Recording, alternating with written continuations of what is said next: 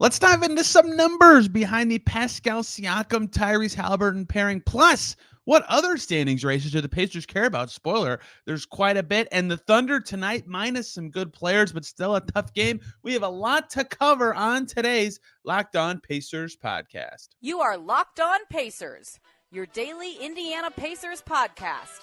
Part of the Locked On Podcast Network, your team every day.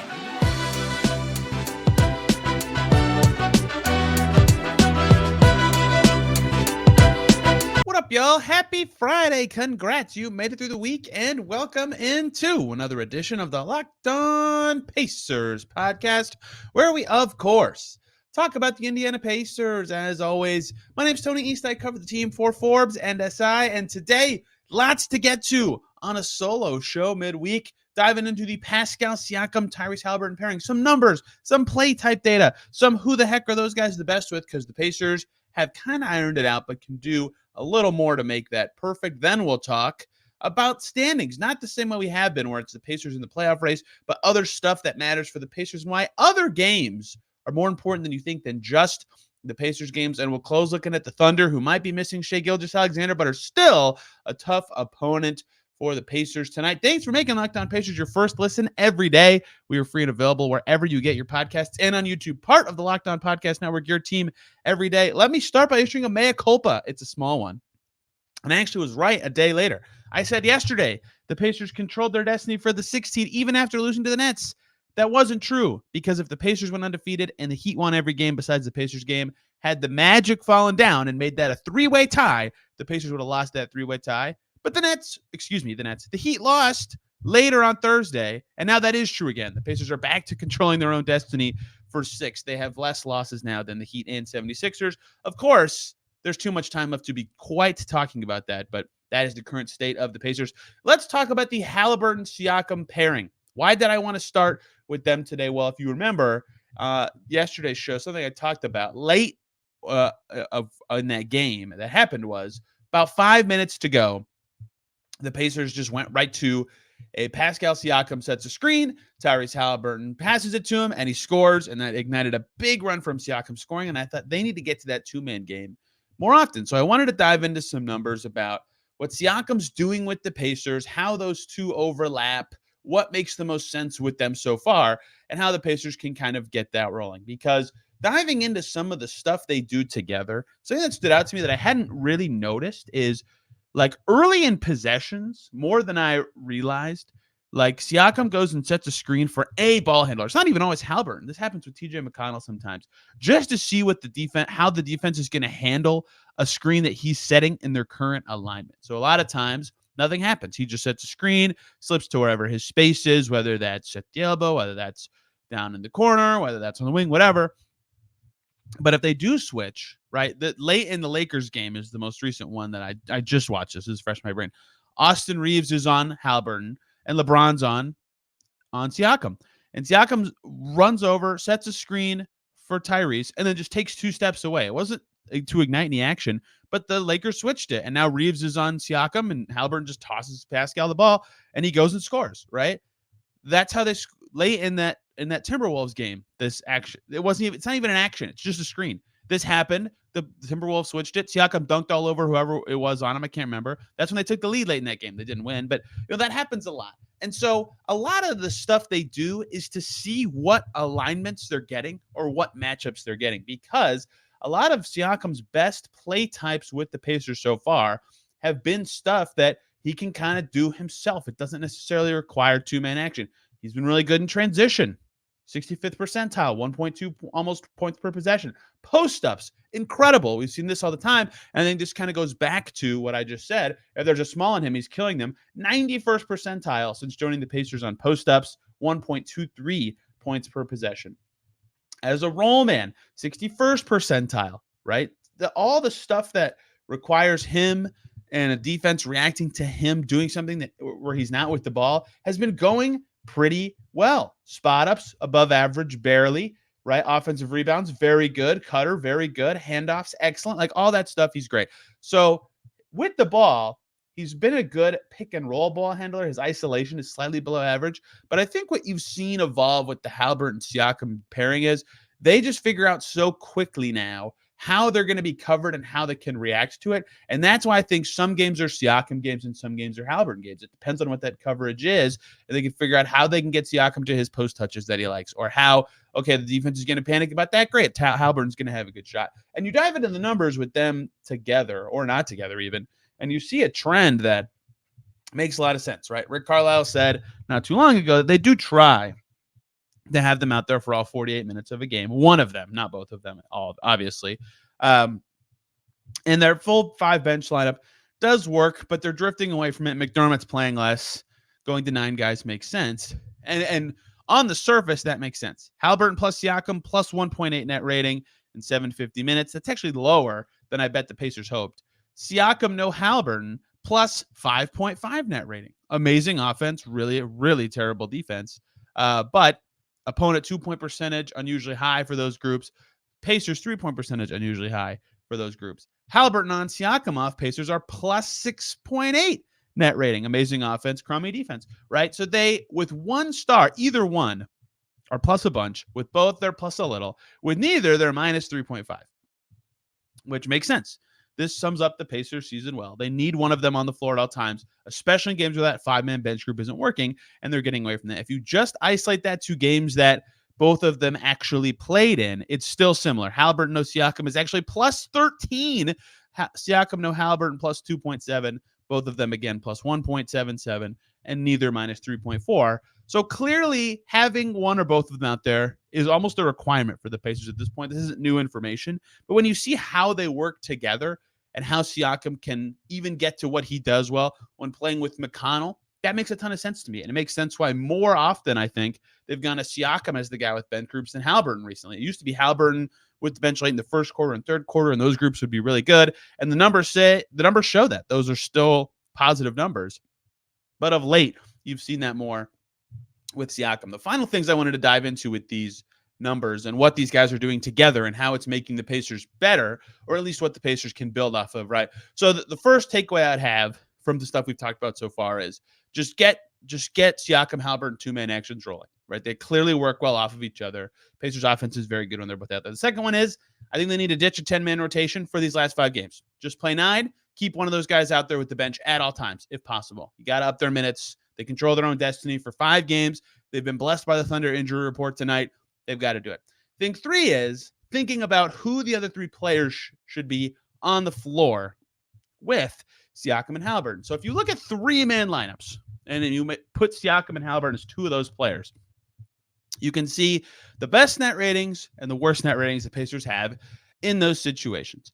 And I think what has stood out to me digging into these is that the top, and this makes sense. Like if you had instructively asked me to rank who I thought would have been best to worst of these, I actually bet I and all of you listening would do pretty well. It's kind of instructive in that specialist type players do well when paired with the stars. What I mean by specialist types is someone you consider a strong defender or shooter, or someone who's just very additive to star play. For example, shooting. Let's just pick shooters who can't defend at all. Only 5 games of Buddy Hield with those 2 guys in 61 minutes, but their net rating was sensational, plus 22.8. That's fine if you want to rip that away. Even Doug McDermott's minutes with those 2 guys have been good, plus 4.8 net rating with McDermott, Siakam, Haliburton, regardless of the other 2 players. So those are offensive specialists, but they clearly are additive to what Siakam and Haliburton do. The other specialist type would be defensive guys who are better on that end of the floor. Aaron Nesmith plus those 2, plus 9 net rating. Myles Turner plus those 2, plus 6 net rating, and he's good on offense as well. Isaiah Jackson plus those 2, plus 12.3, Andrew Nembhard plus 3.7. You get the gist. Guys who are not so much specialists are not so good. Obi Toppin has shot it well.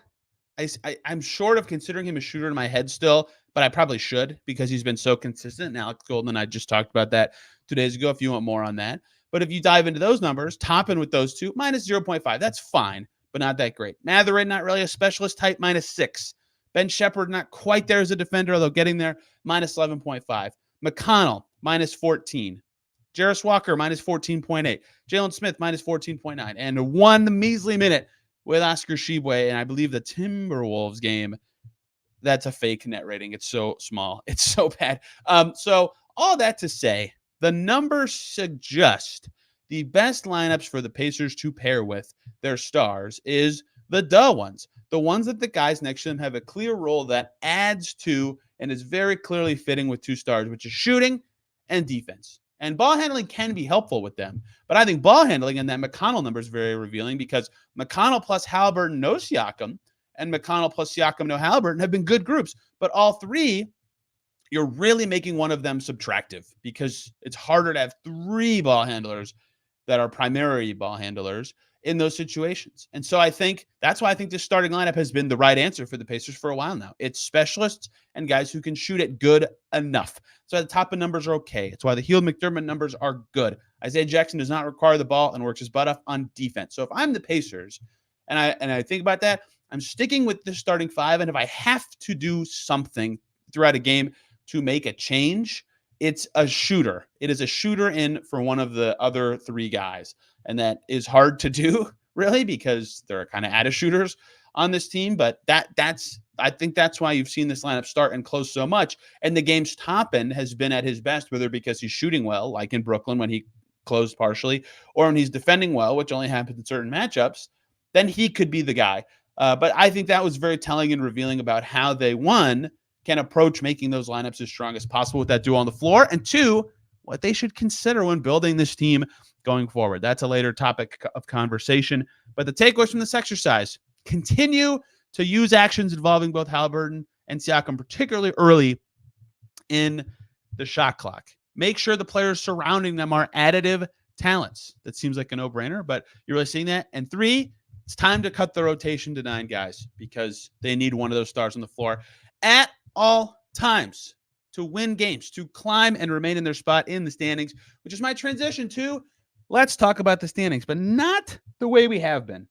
Not the way we've been diving into the standings as what do the Pacers need to do? What do they care about around them? They do still care about where they are. The Heat lost on Thursday, and we'll talk about that for like 2 seconds. But the other part of the standings, the draft and other games that ripple effect matter to the Pacers. That's all coming up in segment 2 here. But first, let's talk about Robinhood. Did you know that even if you have a 401k for retirement, you can still have an IRA? Well, Robinhood has the only IRA that gives you a 3% boost on every dollar you contribute when you subscribe to Robinhood Gold. But get this, now through April 30th, Robinhood is even boosting every single dollar you transfer from other retirement accounts with a 3% match. That's right, no cap on that 3% match. Robinhood gets you the most for your retirement thanks to their IRA with a 3% match. The offer is good through April 30th. Get started at Robinhood.com/boost. Subscription fees apply. Now for some legal info. Claim as of Q1 2024 validated by Radius Global Market Research. Investing involves risk, including loss. Limitations apply to IRAs and 401ks. 3% match requires Robinhood Gold for 1 year from the date of first 3% match. Must keep Robinhood IRA for 5 years. The 3% matching on transfers is subject to specific terms and conditions. Robinhood IRA available to U.S. customers in good standing. Robinhood Financial LLC, member SIPC, is a registered broker-dealer.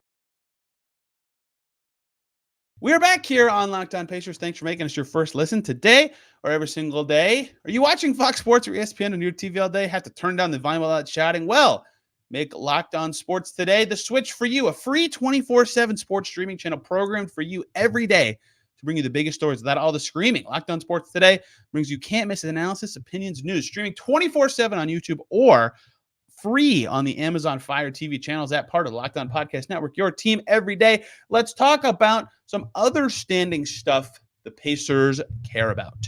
Obviously, their own spot. The Heat played the Sixers on Thursday, for example. That was an interesting one.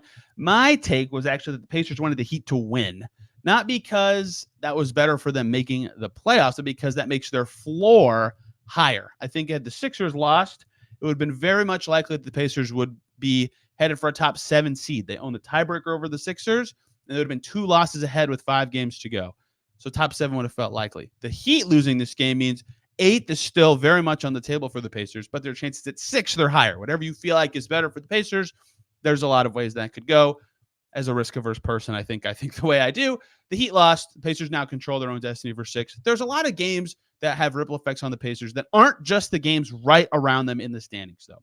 For example, this is very small and may not even be something you think about, But earlier this week, the Wizards somehow beat the Bucks. In fact, the Bucks have had a really awful week. If you check the Bucks schedule, you'll see that they lost to the Wizards, and I think the Grizzlies was their other loss this week. They play the Raptors tonight. They should win that one. Yes, the Grizzlies they lost to at home, and they lost in Washington on the 2nd of April. Really bad week for the Bucks. Why does that matter for the Pacers? The Pacers can't really catch the Bucks, can they? Probably not. The Pacers have to win out to even have a chance to catch the Bucks. What that does do, though, is now, with few games to go, the Cavs are suddenly right there. They're a game and a half behind the Bucks. They could get to 2 in the East. And so if you're the Pacers and you play the Cavs in your second to last game of the season, the hope would be, if you're the Pacers, that the Cavs are locked into whatever seed they are, 3, 2, 4, whatever, so that they have no reason to go all out in that game. Now they do, or probably will, right? For example, the other side of that, like the Hawks lost on Thursday night. The Hawks got smoked by the Mavs. The Hawks are in 10th. If the Hawks are locked into 10th or 9th, by the time the Pacers play the Hawks for the last game of the season, the Hawks have less incentive to try, and the Pacers are very likely going to need every win they can get the rest of the way. So all these games may seem like nothing. Mavs, Hawks, why do the Pacers care about that? They already finished off the Hawks because of what it could mean later for their schedule. Same for the Cavs, same for every game. You'll see the Bulls and Knicks play a million times down the stretch of this season. The Pacers care about all those for lots of reasons, but they care about it from a Hawks perspective and the Knicks perspective and their own perspective, right? It just all has ripple effects that expand beyond the games.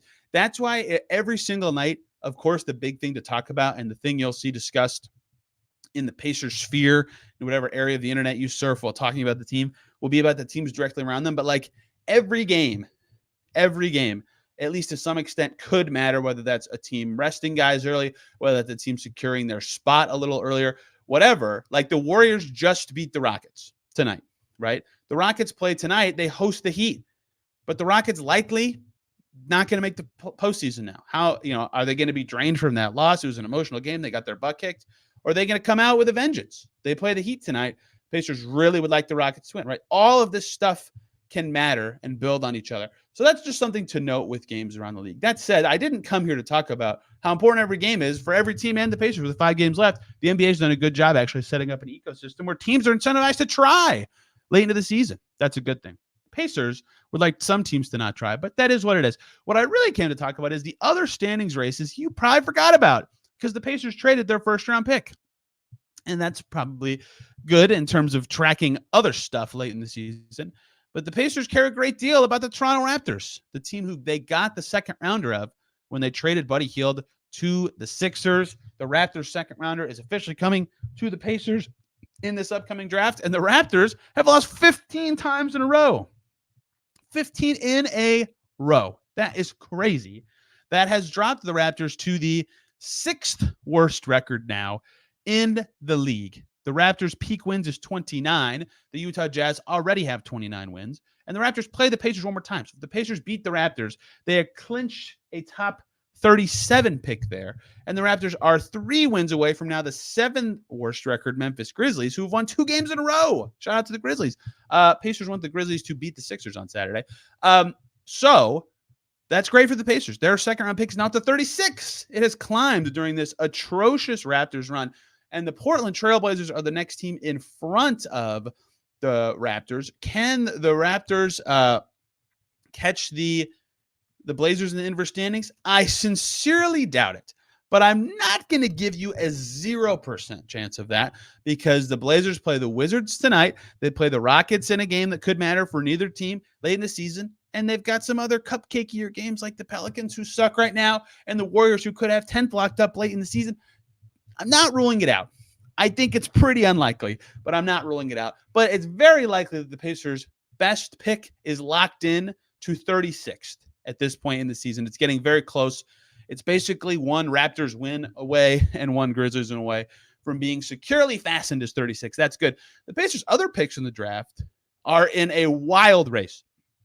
Pacers have the Cavs and Pelicans second rounders. The Pelicans currently are 45-31, which is noteworthy because the Knicks, Suns, and Magic are also 45-31, and the Cavs are 46-31. The Pacers might want to play the Cavs in the first round just in terms of ease of opponent, but the Cavs and Pelicans are close to being picks in the 40s, depending on how those teams finish. We've seen the Pelicans lose 3 in a row. The Cavs are 4-6 in their last 10. Those picks could be climbing. So the Pacers draft capital could be dynamic in these last weeks. The bunch from really where the Pacers are, but you could even go farther down. The Lakers have 44 wins. The Sixers are only like a game behind all these teams, 2 games behind all these teams. The Pacers, the Kings, the Heat are all right there. Right, the Pelicans could drop. The Cavs could drop. These picks could get better. The Cavs, depending on the matchup, could be a team the Pacers would like to see do okay. But the Pelicans, the Pacers don't care about them. The Pacers like to see the Pelicans keep losing. They're in the play-in right now. They're not playing very good basketball. Zion Williamson just got hurt. Brandon Ingram is hurt. There's a chance the Kings could catch them, and perhaps, of course, the Pacers themselves could in the standings. So that pick could end up getting into the 40s as well. So there's more to standings watch than just actual standings watch for the Pacers. It's more than just looking at the teams right around them and what they're doing in their playoffs. It's about their own picks. They could end up with something like 36-47, which is way better than anybody thought heading into the draft. 36-47, 52, 53. We'll see. That's not a great thing, but hey, it's better than anyone thought. And of course, they would like to make the playoffs because they traded away their first round pick. I think that changing dynamic has sort of been lost on people who, I've heard a lot of this recently from the Pacers. They lose and people say, yeah, but they've already exceeded expectations. Great season, clearly a growing team. Yeah, but they traded their first round pick. They need to be making the playoffs when you do that. You kind of push all your chips in. Not all your chips. You push your chips forward, but some chips when you do that. They need to make the playoffs. There's lots of standing stuff at play. The most important one, of course, for the Pacers is, can they get 6th or make it through the plan? We'll, of course, keep tracking it here on Locked On Pacers. And a big part of doing so would be beating the OKC Thunder tonight. It is in Gainbridge Fieldhouse. It is a huge game for the Pacers because they already beat the Thunder once, and yet they have a chance to do it again because of some injuries, but not an easy game. And I'll explain why as we come back from this break here on Locked On Pacers. But first, talk about 2 wonderful groups of people. First up, Fire TV, your destination for sports, from live games to highlights to in-depth analysis.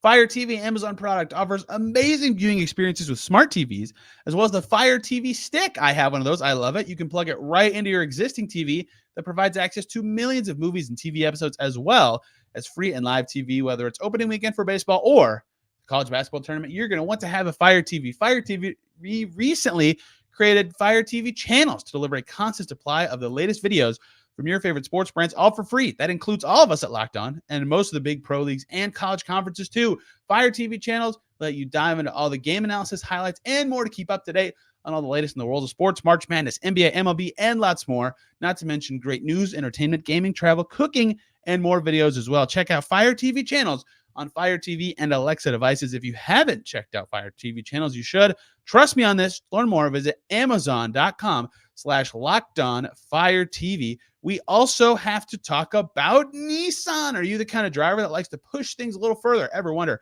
what adventure could be just around the corner? Well, our friends at Nissan have a lineup of SUVs with the capability to take your adventure to the next level, like the 2024 Nissan Rogue. Perfect for city drives and great escapes. Classic exclusive Google built-ins is your always updating assistant to call on for almost anything. Gone are the days of connecting your phone. Google Assistant, Google Maps, Google Play Store built right in. So 12.3 inch, that's big, HD touchscreen infotainment system. The 2024 Rogue is the perfect midsize crossover for your next adventure. Plus, the 2024 Nissan Armada will change what you expect from a full-size SUV. Picture a rugged 4x4 that can seat up to 8 in first-class luxury and style. Tow bigger, explore further in the 2024 Armada. And don't forget about the Nissan Pathfinder. Take the Nissan Rogue, Nissan Pathfinder, or Nissan Armada and go find your next big adventure. Shop now at nissanusa.com. And thank you, as always, for making Locked On Pacers your first listen today and every single day. Hey, Locked On has launched the first ever national sports 24/7 streaming channel on YouTube, and now it's also available on Amazon Fire TV in the free TV channels app. Locked On Sports Today is here for you 24/7, covering the top sports stories of the day with local experts of Locked On, plus our national shows covering every league. Find Locked On Sports Today now available on the free Fire TV channels app and on YouTube. Let's close out today talking about the OKC Thunder. Pretty good basketball team that will be missing 2 of the key reasons they're a very good basketball team. Thunder have lost 2 in a row.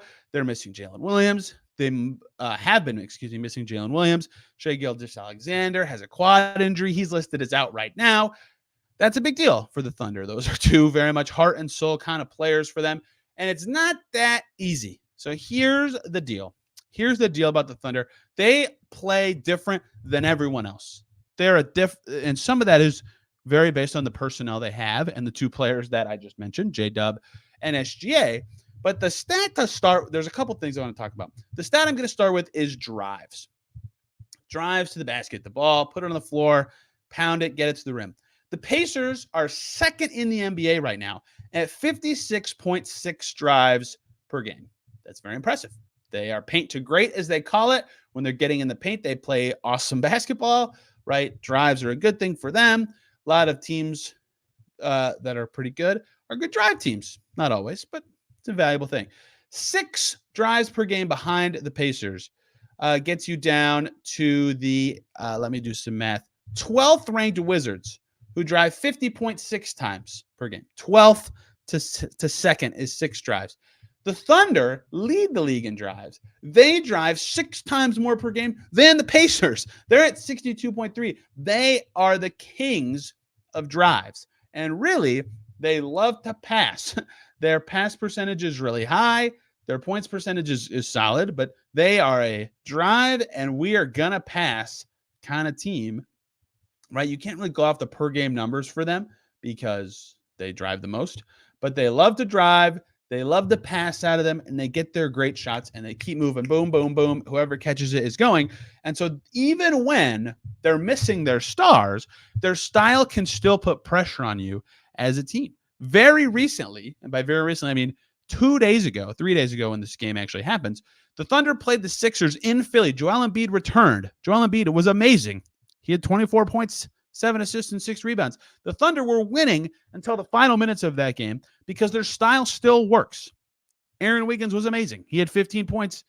Josh Giddey's been playing way better and making threes recently. He was really good. Isaiah Joe was still good. Chet Holmgren had 22 points. Lou Dort had 15 points and 8 rebounds. Like Jay Will, who filled in as the 4, they went big. Like it all just clicks. Their style still works. It's still moving. It's still quick. It's still random. It comes at you. You have to be locked in against their defense. Now, we have seen the Pacers do well against them. They defended them pretty well in OKC. Shai played and had 30 and 10 boards, and the Pacers won. They can beat the Thunder. But just because those two guys are out, and J-Dub is doubtful, it's possible he plays. I'd consider it a low chance, but it's possible. Doesn't mean this game will be easy. They are still a great shooting team. They're second in the league in three-point percentage. They get awesome shots. They get a lot of steals. They block shots. They never turn it over. They just wear you down with possession after possession of hard-to-guard basketball. So, yes, they'll be missing their 2 top scorers, and their third scorer is reliant on those top 2 guys to set him up in Chet Holmgren. But Josh Giddey playing much better. Their style, more unique than anyone in the league. Their 5-out sets are complicated and hard to guard and require a lot of focus. The Pacers cannot let up. I don't even know if they should be the favorites in this game, given how well, like the Thunder just lost by 35 to the Celtics. It was a back-to-back. They were missing 2 stars, but this is not a back-to-back anymore. And they have not lost 3 in a row all season, and they have lost 2 games in a row right now. So the key to this game to me is disrupt the Thunder's style as much as you can, because if their stars are playing and you disrupt their style, those guys can figure it out. SGA is amazing. He's an MVP candidate. You know, J-Dub is amazing. Pacers didn't see him the first game either, right? He just drills threes all games. What the Pacers need to do is try to keep Giddey out of the lane. Try to keep whoever has the ball, Gordon Hayward, Cason Wallace, Isaiah Joe, whoever, out of the lane. Force them to find other ways to beat you. That's hard to do for them. That's why they scored only 100.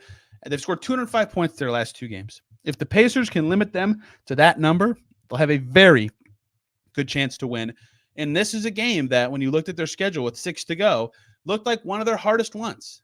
They've been blessed by the injury gods, especially after their crummy game Wednesday. They need to take advantage. They still control their destiny for 6th. They've been blessed. They cannot let this one get away from them, even though it still will be tough to me. But that's the key. The Stars have to get going. The Pacers need to win. Their game Sunday is guaranteed to be epic because the Heat lost on Thursday. So even if the Pacers lose Friday night and the Heat win, the Pacers can still jump the Heat again by beating them and clinching the tiebreaker on Sunday. Oh, by the way, not only would they clinch a tiebreaker over the Heat, they would clinch the three-way tiebreaker over the Heat and 76ers by winning Sunday. That game could not be more massive, which is why bonus content is coming this week. Wes Goldberg and I are going to do something. He hosts Locked On Heat over the weekend about the importance of that game, where these teams are headed, the playoff race, all sorts of key stuff like that. And I'll probably do a show after Pacers Heat with someone else who covers the Pacers. We'll see. That is as big of a game as it gets for the Pacers. Their weekend is about to be crazy. And we'll cover all right here on the Locked On Pacers podcast. And in between, the Boilermakers in the Final Four for you Purdue people. I hope you're not too stressed. For you Indiana State people, I'm sorry. That was crushing. That was absolutely crushing. But fun times for college basketball in Indiana. The pro team has a chance to put themselves on the map with 2 wins this weekend, and we'll have all the coverage right here on Locked On Pacers. Thank you all a ton for listening today. Hope you learned something about the duo of Siakam Haliburton, about the standings, about where the Pacers are, about the importance of these games. We'll have more coverage as the season progresses. I am on Twitter at Tony R. East. The show is there at Locked On Pacers. That is the best way to reach me. Hope you all have a wonderful weekend. We'll see you very, very soon.